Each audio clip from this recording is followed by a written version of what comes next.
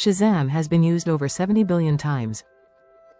It can identify a song in under 3 seconds, through background noise, bad speakers, and a room full of people talking. Think about what that actually means. You hold your phone up at a party. 10 people around you are doing the same thing. The music is muffled. People are shouting. And Shazam gets it right.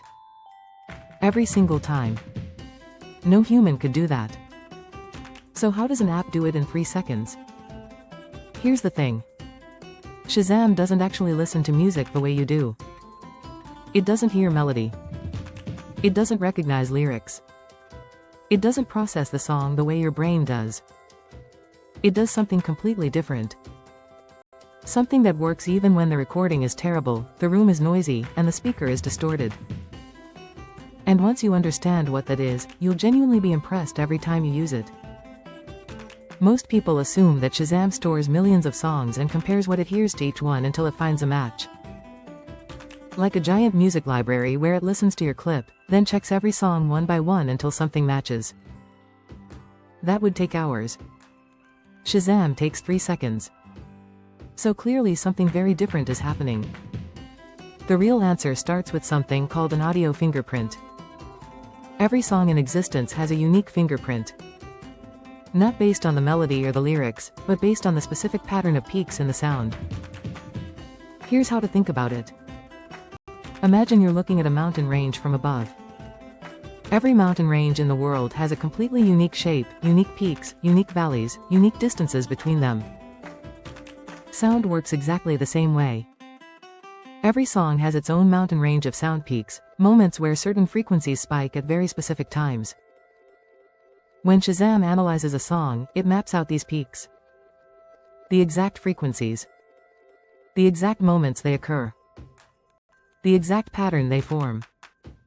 That map, that unique mountain range of sound, is the audio fingerprint. Now here's where it gets clever. Shazam doesn't store entire songs in its database. It only stores the fingerprints. Millions and millions of fingerprints, one for every song it knows.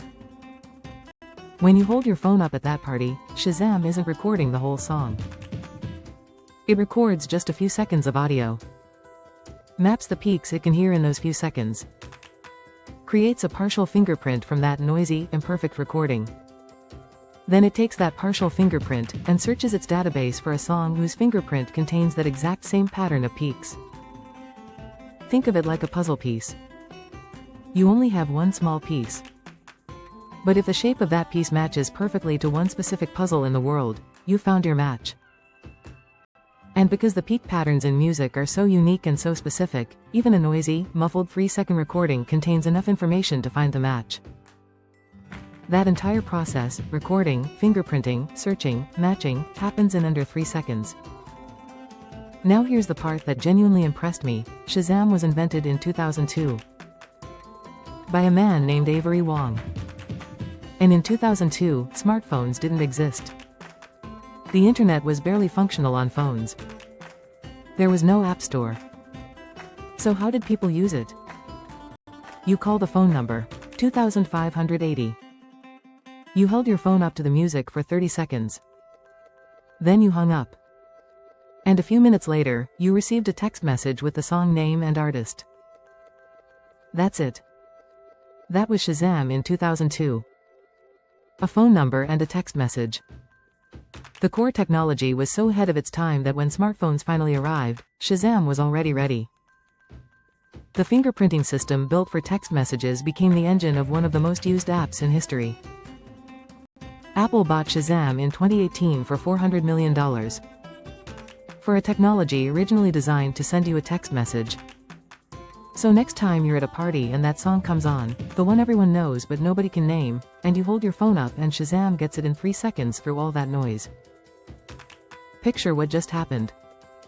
Your phone captured a few seconds of imperfect, noisy audio. Mapped out the peaks in that sound. Created a partial fingerprint. Searched through millions of songs in a database. Found the one fingerprint that matched. All of that.